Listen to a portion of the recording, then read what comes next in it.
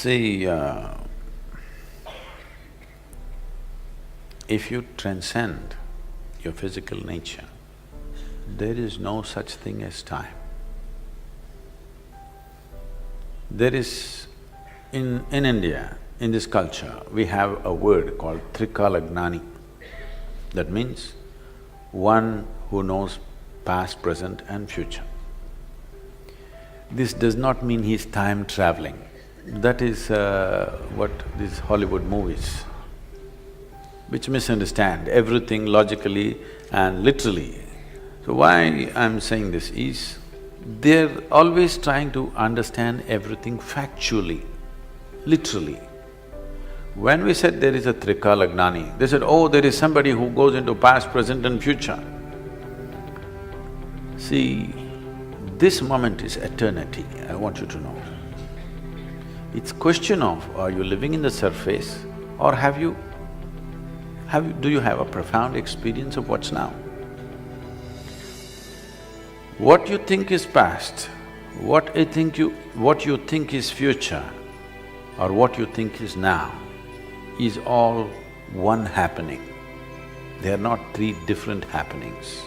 They are not three different dimensions or three different geographical spaces that you can go into and come back. When you use the word travel, it suggests movement, isn't it? I travel from point A to point B. I can't travel from point A to point A, point A to point A, point A to point A. I cannot travel unless I'm making rounds. So right now, when you say past, present and future, you're talking about triple A. Understand? It's AAA, it's not ABC. When we say time, in the yogic perception, which ultimately modern physics will come to someday, hopefully, is time is the basic aspect of creation. Because of time, there is gravity. Because of gravity, everything else. Right now, the problem with modern physics is they have reasonably understood the other forces, they're unable to understand what's gravity. Gravity is a consequence of time.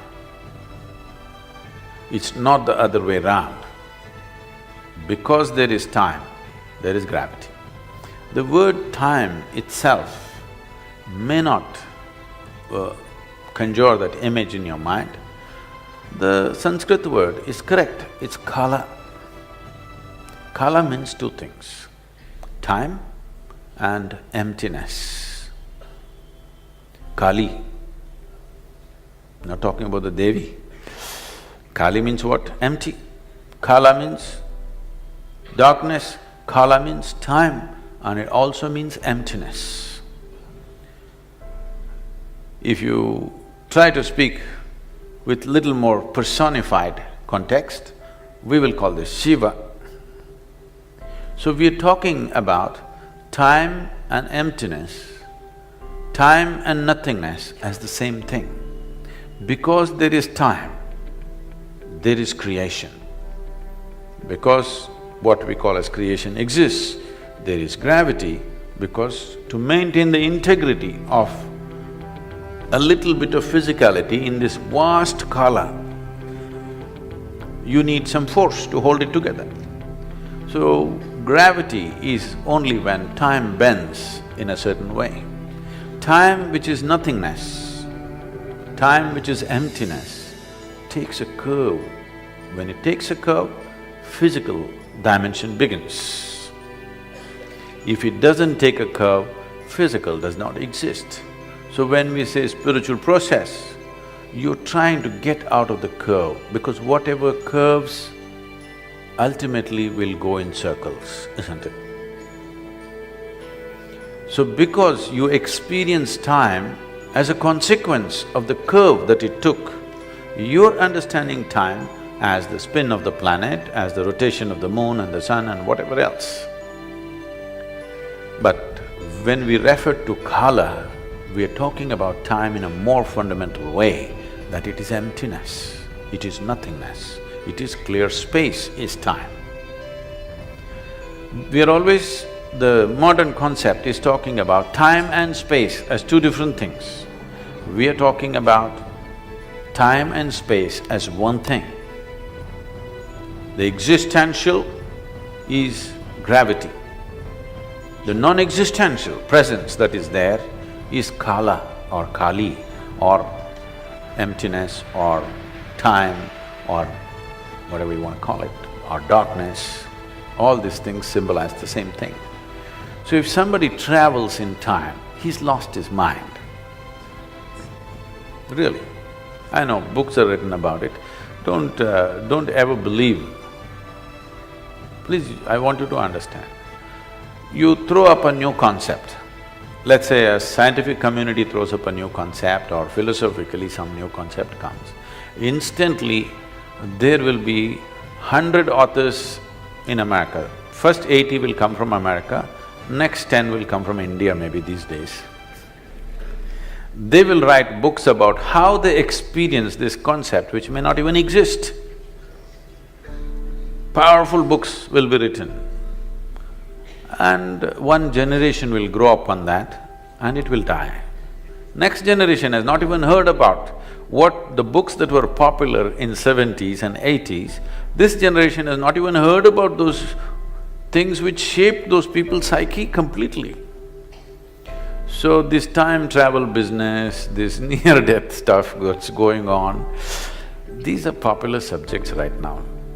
I would advise you, write a book.